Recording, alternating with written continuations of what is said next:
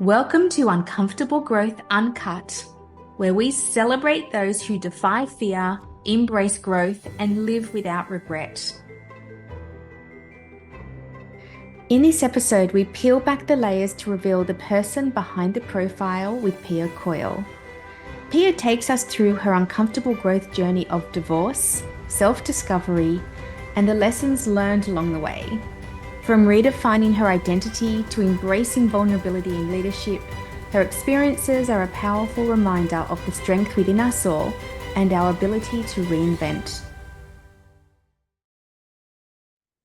So today I'm here speaking with the amazing Pia Coyle. She's the Managing Director of PhD Sydney and someone who has such incredible diverse experience. I feel very lucky to have her on this podcast. So welcome to Uncomfortable Growth Uncut, Pia. Thank you. Thanks for having me. I'm excited. So one of the things I like to kind of say as a setup is uncomfortable growth are really those times where often we don't know what's going to happen, or we don't know if this is the right decision or if this is the right choice. And so I'm going to ask you to share your uncomfortable growth story, Pia. And she's already indicated to me that it's going to probably be not just about work, but about her broader life as well. And I think they're the best stories. So thanks for having the courage to share. But share with us now, Pia, what's your uncomfortable growth story? Okay, so I think I was reflecting on this as this podcast was drawing closer and thinking about how I could, kick it off with a personal story, but get quickly into work-related stuff. And I just couldn't ever move past what I think is the biggest defining moment in my life, which is very personal and not professional, but has absolutely reverberated through everything I've done in the last 5 years. And that is getting separated and divorced. So I was with my ex-partner for 20 years from when I was 15 to 35, which is Long such time. a pivotal time in your life and a very long time. We have two beautiful children.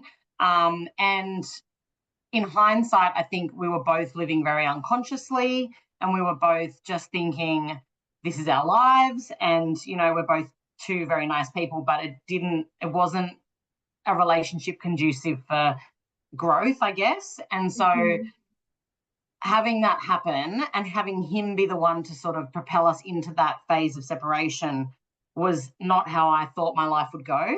And I think really quickly I, had to get into this phase of going, okay, it's happened, what next? And for my whole life, I've been very much a solutions-orientated, practically focused person, which has got me, to be honest with you, to a point, a very successful point. But it was at that moment that I started actually understanding, I guess, the growth in and the opportunity in things that happened to me rather than just running at the next solution. Yeah. And so, we got separated, two little kids, 4.5 and 1.5. I also had a knee reconstruction in the same week. So Oh couldn't my goodness. Yeah, and it was one of those times. We had a court case with my old job that I had to go and give evidence at the Supreme Court about something. And so it was just this weird 6 weeks that I think was like an absolute perfect storm, I guess. Yeah. But what it did was it created a lot of uncomfortable growth, definitely, and it propelled me into this state of being that was very conscious. I started therapy. I started to really challenge myself about who I was. And at 35, I think you know yourself, but the person I've become over the last 5, nearly 6 years has it never ceases to amaze me, I think. And I'm a very different person to what I was then, for the Thank you. better. Thank you so much for sharing such a personal story because, it's huge, right? And, even being with your first husband for 20 years from the age of 15 to 35, it's almost like he was there for more of your life than not there. Exactly. And it was this thing that we just thought we thought it was it. And we just got on this train and it was like, buy an apartment, get engaged, get married, have a child, have another child, and you Mhm. were on this treadmill of life that wasn't bad, but it was by no means good either. And Mhm. so stepping out for the first time at 35 into the world alone was Mm. super confronting, even though I'm a really confident person who has always had Mhm. that ability to just thrive in chaos and make good of something that's not that great and all that sort of thing. I really found it unsettling Mm. to just be relying on me. Yeah. Well, also I think too, family for most people is that anchor. Yes. And one of the things I talk about in uncomfortable growth are the four domains of a whole life, which Mm. is yourself, your career, your family, and your contribution. I know for me, my family has always been an anchor. And, and so suddenly when that's been really stable, you assume it's always going to be stable. And so Yeah. it's hugely unsettling. Like I can only imagine after 20 years and two Mm. children, young children, it's one thing to be able to manage chaos, as you said, in your career, but it's quite different to then be confronted by chaos around family, particularly when that's always been relatively stable. Yes, totally agree. And I think that stability also, it's a bit of a double-edged sword, though, I think, Mhm. especially for someone who was with somebody for so long. It was definitely stability and that felt good, but it was also like it masked the individuals, I think. Like it totally masked who we both were. And so Mm. it's been really exciting to see myself sort of change over time and just actually, I remember my therapist saying to me right at the start, what are you going to do this kid-free weekend?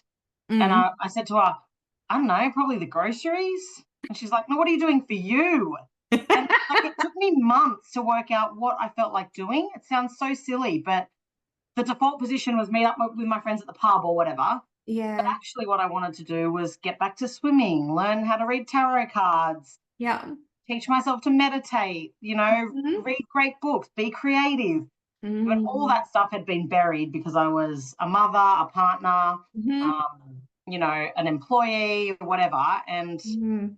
it's interesting to see it all sort of come to life now.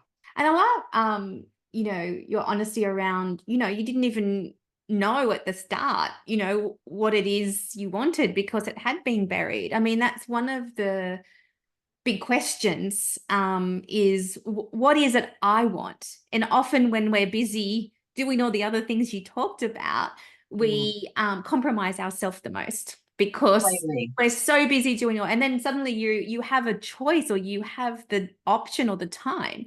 Yeah. And it's suddenly like, well, what do I want to do with my time? What do I Yeah, want to do this weekend? So, totally. that's a process in and of itself. It is, I think, and that sense of self, which I thought I had because I was very confident Mm. and was very driven in my career. I'd been promoted a lot, like I turned up to work, I thought as my authentic self. I was a good leader, good Mhm. probably in inverted commas because I've improved massively over the last 5 years. Um, I thought my sense of self was very strong because I was very capable and, you know, technically successful, I guess, and all that sort of stuff, and very confident. But a Mm. sense of self comes from something way different to that.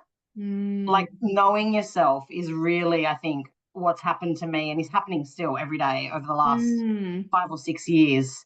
That intuition piece, really listening to Mhm. yourself. I thought I Mhm. was really intuitive and I would tell people that I'm super intuitive. I can read people. And then you suddenly go, shut up for a second and actually listen to yourself. So talk to me, yeah, about that piece, which is getting to know yourself, Mm, or getting to know yourself better in a very different context as well. yeah. Because, one of the things I talk about a lot, is you have to know yourself to grow yourself.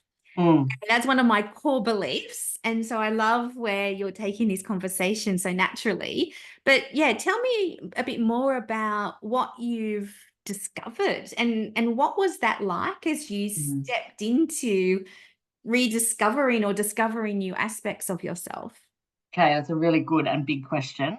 The other thing that happened just a year before we broke up, was that my dad died, which is a really profound thing to happen. And it's relevant to the stories that I'll tell. So I just wanted to mention that, because I think he was a real anchor point in my life. We were very similar. He was very pragmatic, very driven professionally. We got each other, all that sort of stuff. But then there was also, he taught me that level of like turning up and, you know, getting through it and doing it, and everyone on the outside thinking everything's really, really great, but then, you know, not really stopping to understand what's happening underneath. So I think his death also propelled me into all these questions around wanting to honor his memory, but not die like him, if that makes sense. I know that sounds a little bit morbid, but we, in hindsight, could have had such a deeper relationship if we'd just been honest with each other and ourselves. And so sort of from that moment and the marriage breakup and all that, I just went, I've just got to be vulnerable and open and honest. And I think that's what's helped me discover a bit more about who I am.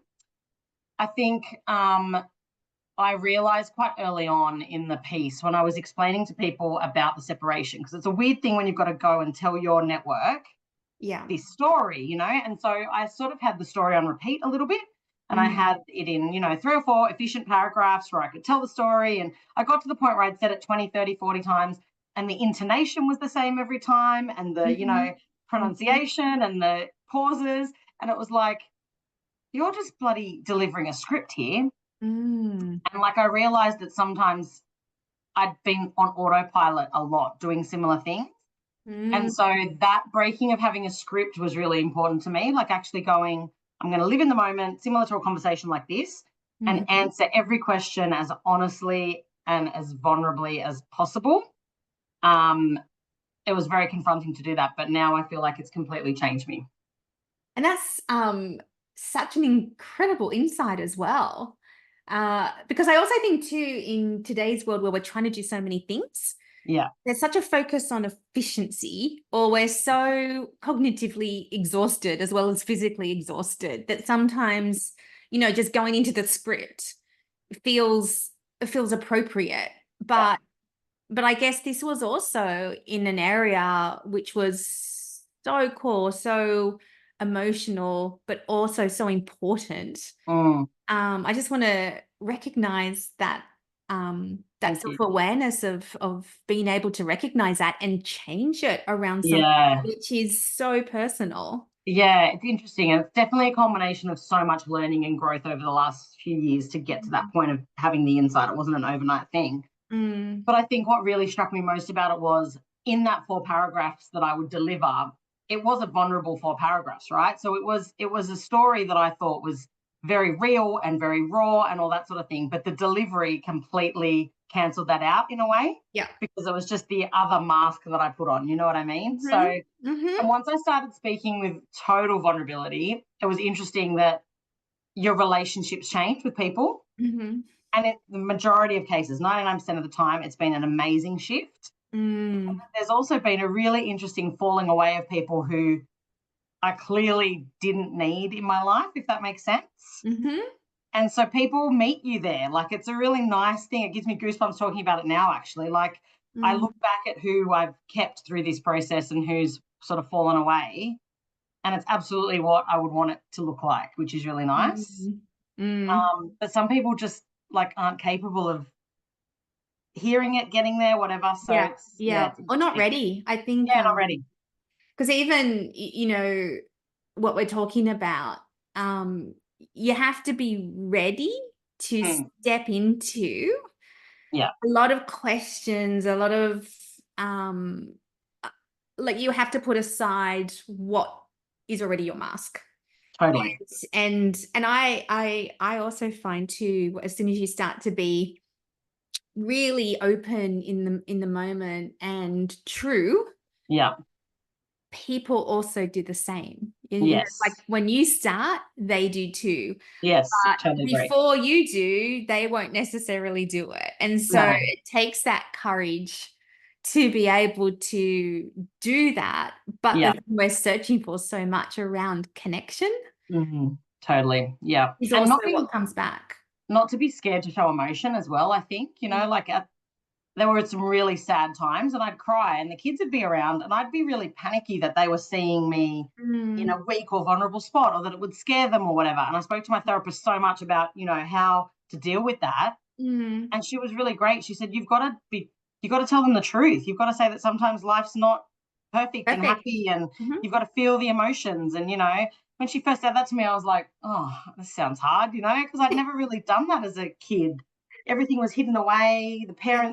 parent stuff, And Mhm. I've got two little boys, 10 and 7. And, it's important for any child, I think, to have access to conversations like this. But boys, especially, like I'm so driven to make sure they are the most top-notch partners to Mhm. whoever they choose in the future, and so they've gone on the journey as well a little bit, which is really nice. Yeah, yeah. And you're right, like these are skills around connection. So there's a personal growth piece, but Yeah. also when you sit in that true honesty, Yeah. and your true self, it's not all, roses. There's No. hard stuff. There's Yeah. really hard stuff. And, everyone's life goes like this. Yeah. No one's exempt. But No. what gets revealed generally to the world is all the stuff above the line. Yeah, especially in the social media, Yep. Yep. filtered world that we live in now. Everyone's always perfectly presented in that space, and it makes you feel like you're the outlier because you've had a hard weekend or a fight with your partner or you've lost your job Mm-hmm. or whatever it is. And it's Mm-hmm. the more we can show, I think, the rare reality of life, the Mm-hmm. better, you know? Yeah. It's interesting. How did you put the fourth point you were talking about before? Was it contribution? Yeah. Contribution. Yeah. So it's really interesting because I had more time and all that. And if you'd given me more time before all this happened and, you'd said, how would you use that time? I would have come up with some like, I'll be volunteering and doing some great, Mhm. charitable social work, whatever. Um, but I really grappled with that whole purpose piece. And the reason I mention it now is because connection is actually, I think, my purpose. And Mm. so every time someone said, what do you go to work for every day or whatever, it'd be about the relationships, unlocking people's potential, understanding people, being vulnerable, seeing that vulnerability come back. Mm. And for a long time, I thought that wasn't like a good enough purpose. Contribution. Yeah. Yes, it Mm-hmm. wasn't a good enough because it wasn't raising money or building houses or, Yeah. campaigning or whatever. So I always looked for that next thing that was a bit more like textbook. Yeah. Yeah. But what I've realized is, and in my job currently where I run a big agency with a team of, there's probably 135 of us, connection is all we have. And Yeah. so like, you go to work, you get your stuff done, you try and motivate people, but the best days I have at work are days where I've just spent an hour with someone who is in my team, but I never get to spend time with. And we have a really real conversation about, how they've escaped a war-torn country and moved their whole, life and family here for a better life. Or Mm-hmm. someone was like really badly bullied in high school and how work is a trigger for that, but also a point of them gaining confidence or whatever it is. Like Mm. everyone's Mm-hmm. got a story that is so, so valuable. And that's what I live for, not the Yeah. pitching in or, Yeah. making money or any of that stuff. Yeah. Well, and the common saying of bring your whole self to work. That's really what it is, Yeah. right? It's not just a platitude. No. It's turning up and being able to recognize that people have skills at work and that's their role, but Yeah. they bring all this other stuff as well. Totally. And I think it's incredible. Like I can just see what a powerful leader that would make you, particularly in the workplace, because we're dealing with all the stuff all the time. It's Yeah. not, I think before COVID, it was more compartmentalized. So Yeah. here's what I show and talk about at work, but Yeah. here's what I'm grappling with at home. That kind of got collapsed a bit with lockdowns and Yeah. everyone losing it simultaneously. Yeah. But I think developing the ability to bring your whole self to work, but to encourage others. And I think, what you're describing is exactly that. And Yeah. we talk about motivation and we talk about how do we get people engaged and motivated. It's being real. Yeah, totally. You know what changed that for me too, interestingly, which I didn't think would happen? I turned 40 last year. Uh-huh. I actually turned 41 in 2 days. But my 40th was, I was staring down the barrel of turning 40, being single for the last 5 years, and, in like a really tumultuous, fun, but also completely confronting and draining dating situation, Mm-hmm. which just felt brutal at the best of times. So I was going to be 40 and single. I just started my job at PhD a month before. And what happened weirdly, 3 weeks before my 40th, I met the love of my life, who I'm still with now. Oh. I had this great job that, like, was just starting, but I could see so much potential in. And then I turned 40 and I just thought, fuck it. Like, just I am who I am and this is me, and just, Mm-hmm. take it or leave it. And again, I thought I had that because I was confident and I spoke up in meetings and Mm-hmm. I, led teams and whatever. But there's something completely different with just going, this is my authentic self. Mm-hmm. It's messy sometimes. Mm-hmm. It's funny sometimes. It's embarrassing sometimes. Like, but this is all of me. And Yeah. it's such a cliche, but 40 just brought that to a head. It was awesome. I think that's brilliant. And I'm so lucky that delighted, you're so lucky to have met your new partner as well. Yeah, it's so beautiful. We're like teenagers. It's Oh, lovely. look at your smile. It says it all. Yeah, it's really nice. And what's also interesting about that is, the stability piece you brought up in the early Uh-huh. piece around family. Work has been amazing in the last 15 months, but it's also been really challenging. Mm, We've pitched and lost some massive accounts due to some global realignments. I've had to tell my team a lot of bad news mm, around that. So, big pitching, mm-hmm, lots of effort, close but no cigar, on multiple occasions. And that mm-hmm, means then restructuring teams, and it means mm-hmm, placing people in roles, or sometimes not being able to place people in roles. So it's been, on paper, if you mm. just took the headlines, really hard, Yeah, um, which has grown me massively as a leader. So I'm very grateful for it. But I also reflect often and think, if I had not had that stability come into my life unexpectedly and whatever at that time, and we'd been growing this amazing relationship, I wouldn't have been as resilient, I don't think, in the work sense, because I had that excitement and, beautiful love stuff to come home to. yeah, yeah. And yeah, being single in COVID was also really Oh, interesting, it like must have it, been really hard. And I mean, you would have had the kids yeah, with you and yeah, it was hard. It was, it felt like the universe was conspiring against me and probably all yeah, other single people.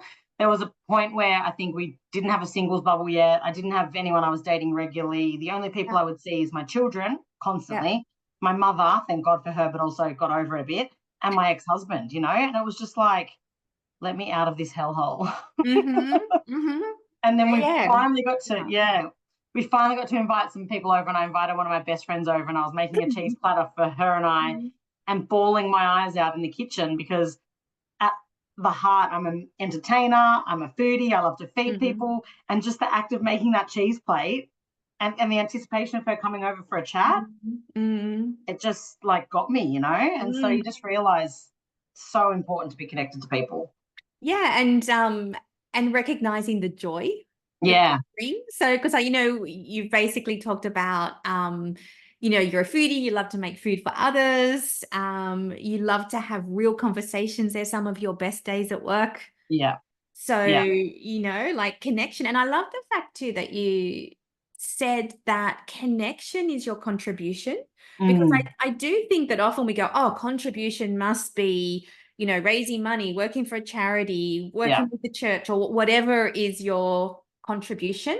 But yeah. actually, I think our strengths are often the best way we can contribute. And Totally. I think of the work I do on uncomfortable growth as my contribution, and mentoring, right? Which is work related for me, but it's also the thing I know that adds the most impact to Mm, others. yeah, And yeah, and that's where I spend my extra time to give back rather than a more traditional, yeah, avenue. And yeah. I think just stepping back from what's the normal kind of path, because whether it's in, life, like you were talking about, it's, you leave school or uni and you get a job and then you find a partner and then you get married or stay together, decide that you want to be together, Yeah. and then you get a house and then you have kids. It's almost like a set menu. And suddenly when something happens, Yeah. or there's that curveball that disrupts it, suddenly we realize that it's not just a set menu. There's a whole other a la Yeah. carte menu Totally. that we can choose from, and we just didn't realize. We're Yeah. just so focused on the set menu. It's that conditioning, right? Like, you just, everyone was complicit in sort of my life going that way without being overt about it at all. But there was just this inherent like agreement and appreciation of the fact that I was doing things the right way. I wasn't, upsetting the apple cart. She's got it. She's all right. She's successful. She's got a great partner on paper, all that stuff. And then, yeah, it breeds that unconsciousness. But also, like, I think massive change for me in the last, especially 12, 18 months is gratitude. Like realizing, and I felt like such a cliche. Everyone would say it to me all the time, just be more grateful. When I was in the depths of shitty dating and whatever, people would go, just be grateful for the kids or be grateful that, whatever. And it was like, I couldn't see it then. And then I just started practicing it. But I thought to myself, something this easy can't be that good. And everyone's talking about it. There's all these books written on it. It's got to be bullcrap. And I started practicing gratitude, and it's like, it is a game changer. Yeah. It's such a game changer to know exactly what you're grateful for in that moment on that day. It changes everything. And I try and say that to my team all the time. And we've got a meeting every month. It's called the Big Meeting, which is everyone together. And it's all about, what's going on in the agency and updates we need to give and whose birthday it is and whatever. And we try and do a little bit of learning in it, and we try and do a little bit of, personal stuff where people talk about their happy place and whatever. And then there's this section called Positive Vibes, and it's all about people shouting out to each other off the cuff in terms of what they're grateful for. And I reckon the first 4 months, people hated it. No one had something, they hadn't pre-thought about it. It was this awkward passing around of a microphone. It was clunky and it didn't really work, but I was adamant, like, we have to keep this thing going. I said, fake it till you make it. Everyone figure out something positive to say. And like, I joke about it now but I was quite militant about it, And last month we had our big meeting, and I reckon there was 10 minutes of gratitude. So it was completely like unplanned, and everyone lent in, and there was just another one. People were shouting out from home, in the room. And like, it actually made the whole meeting so good. And I just came away from it. I went, I told you, like, it's just something it just needs to start feeling natural. And it's amazing. Yeah. It was a proud moment. And even training our minds. Like, I love the fact that you said it's only in the last 18 months, even though you've heard about gratitude, all the books and all the stuff, all the science. Yeah. But actually doing it and getting conscious about all these things that are blessings, that are things to be grateful for. They're actually all around us, even when the shitty stuff's happening. Totally. And it just so helps with the mindset of balancing. So I love the story of pushing through the awkwardness, because basically it's training the brain, right? It's practice. Yeah. If we haven't done something, we're not very good at it. Yeah. But by practicing, people suddenly started to see it. And it does feel kind of, a bit forced or fake or whatever when we're not used to it, because everyone feels awkward. But it's such an important mindset reset is gratitude. I read somewhere, I can't remember where, and it's probably not exactly, it's a bit of a bastardization of the quote, but your brain actually physically can't feel worry and anxiety if it's feeling gratitude. Yeah. Like, it's the same part of the brain. And as soon as I read that, it just was like such an aha moment, because you fixate on something. And I see it in the kids, like often they're anxious about something at school or whatever, or can't sleep, or and it's like, switch your mind to what was good today. And it just like moves things, It's quite beautiful to see. I often like ask people, what are you grateful for? And they'll say, oh, my kids, my health, whatever, those big things. But actually the challenge, I think, is in finding like the really small things. Yeah, the everyday things. Yeah, the fact that the coffee was actually hot enough for you, or like this chat, you know, or the Uber driver, whatever, you know, like something Yeah, that's yeah, really yeah. Just not, kind of specific to this day, like my one. yeah, I got up this morning. I went to the gym. I usually go to the gym in the mornings. yeah, And I have my friends at the gym, people I've just met at the gym, and we all get coffee afterwards. It's our reward coffee. yeah, And I just love to sit and chat with them for like a couple of minutes while we're waiting for the coffee, and it just yeah, resets my day. But then I came home and you know how it's a bit cooler now in Sydney. My dog and my cat, right? Were yeah, both curled up on their chairs, but right next to the pillow. Like it yeah, was so cute. And I just looked at it. I had to take photos yeah, because I'm like, it's just so adorable, right? I'll show you. This is the small things to be grateful for. Look. yes. And then there's the dog as well. He's the dog. Look at him. See, they're both next to Oh, they the pillow.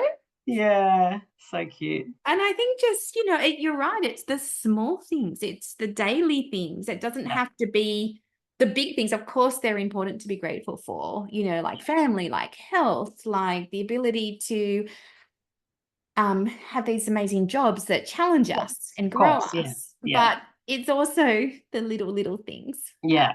that They're the make you things that move the smile. dial the most, I reckon. Yeah, You're focusing on the little, you know, the little bits that bring joy. yeah, yeah. Sounds And like a cliche, but it's not. that's so true. I think in the last few years, I've also focused a lot more on daily joy. That's been one of the things. So permission, Yeah, daily joy. yeah, And for me, that's often things like getting coffee after the gym or reading in bed. I love to read. And so I yeah. love reading in bed every night. Mm, And it's always fiction. I never read work-related stuff before I go to sleep. yeah, yeah. I love But it. it's just a little joy, and I'd fallen out of that habit. Yeah. Music, I reckon, helps me too. You know, just that Mhm. song to lift your mood, or the walk you Mhm. take, or breathing. Again, another massive cliche, or so you think. And then Mm. you start to actually be conscious of how you breathe. And Mm. 3 deep breaths can bloody change your whole day. Yeah, yeah. It's It's amazing. incredible, isn't it? Yeah. It's Yeah. the neuroplasticity in all of us. Yes. And then you start seeing things for like the opportunity that they are versus the hindrance. My Mhm. first like conscious memory of doing this over the last 5 years is, you know, the marriage breakup, the knee reconstruction. So I was in bed for 4 weeks and my ex-husband had to stay and help me because I couldn't go to the Get toilet, around. shower, get food, Yeah. nothing. We had an 18-month-old baby. So it was practically, had to be there. And at the time, it was like, why is this happening to me? The universe has crippled me sort of in this moment when I really need to just run and start building and be strong and all that sort of stuff. But what that did in hindsight is gave me 4 weeks with him there to work through so much stuff Mhm. that I was ready to start healing and moving through it all when that was done. And so that my Mm. body healed with my brain and my heart sort of thing. It was, Mm. you know, but my original way of looking at it was totally, why is this blockage happening, you know? When Mm. really it Mhm. was like a forced moment of stillness. Yeah, and if you know, weren't in bed because of your knee, you probably would have gone, like, I know I would have gone Yeah, into you know, kind of super mode, super action same. mode. Yeah. And I would have probably had a breakdown 2 years later, you Yeah. know, like I would have just, it would have come out at some point when I was least expecting it. Yeah. And COVID, it was really shit, obviously, but it was a forced moment of stillness for Mm. everyone, which is, Mm. you know, like I'm an extrovert. And for the first 6 weeks of lockdown, the first time around, I thought to myself, I hate this. I'm not around my team. I'm not buzzing on the energy of an agency. You know, it's hard. I don't see people, whatever. But then I had this moment where I realized what actually happens a lot in those situations is your energy gets sapped by everybody else. And I Mhm. suddenly just started to feel so much more energized and actually understood that I love my own company and all that sort of stuff. But if I hadn't have had those moments, I would have just continued to sort of be around people all the time and be really social and like, you know, Mhm. connected constantly. And so it's nice to actually, I've kept that with me, you know, 3 years later or whatever. The Yeah. solitude, the silence, the Yeah. simple days. We just talked about what we did yesterday, you know, both of us had really quiet days at home with kids, and I would have packed that with stuff 4 years ago, you know? Yeah. Yeah, But I absolutely. save it every minute yesterday. It was a gorgeous day yesterday. Yeah. It's so interesting because the big theme I'm taking out of this conversation is just how easy it is for us to get like set in our ways, setting our routines, and just kind of moving through the motions along the set menu. Yeah. And we need to challenge those, whether it's through a curveball, like in your case, or whether it's because we're just feeling stuck or not happy or whatever it is. Like we need to listen to our guts and reassess what are our choices before we fall back into routine. And then hopefully we build better routines. Exactly. I So, often think about that catalyst piece, like I was very lucky to have that as my catalyst. And 6 months maybe into our separation, I actually thanked my ex-husband for being the one to drive us into this situation, because otherwise we would have lived like that, I think, probably until our kids were old enough probably to not be living with us, or maybe forever, who knows, right? But I've been trying to think about how you create that for yourself without the the catalyst, the traumatic curveball. catalyst. Yeah. Because I think it's really like it's something you could bottle if you could actually get people reassessing like that, but without a midlife crisis or a marriage separation or a illness or whatever it is, or an accident. How do you do it? How do you do it without the trauma and the complete breakdown of something in your life? Yeah. Well, you and I have to talk afterwards because that's what uncomfortable growth is about. Yeah. Because it's a process.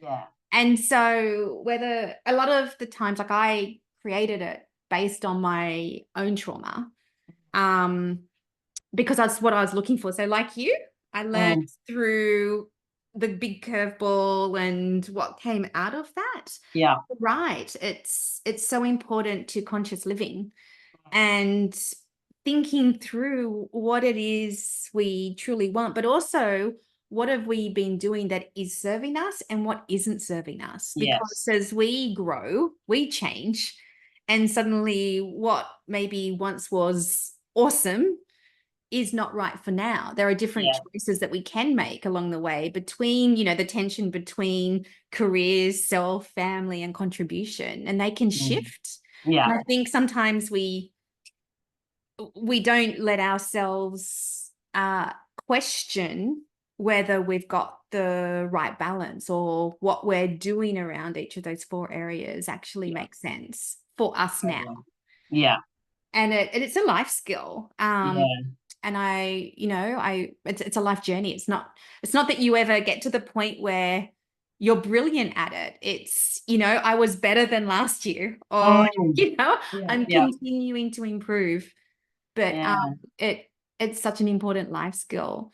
So this has been the most incredible conversation. I'm going to ask you a few quick fire questions to finish us up.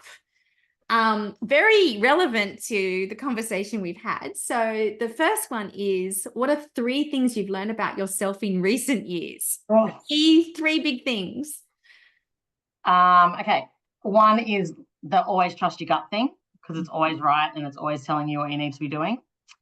The second one is be your authentic self and just don't care what people think. Don't waste your life caring what people are thinking, because it's such a waste of your life.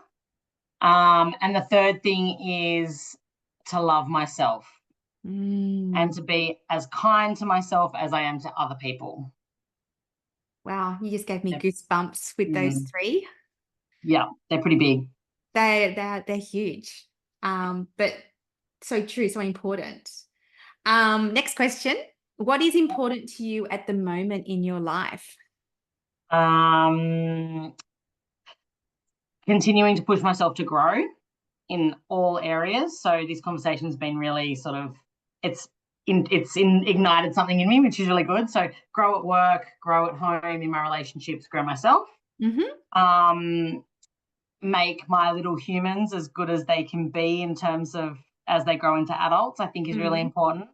And it's really sappy, but it's really true. My relationship is like my key focus right now, and it's just beautiful. And we're trying to just, preserve that feeling for as long as possible.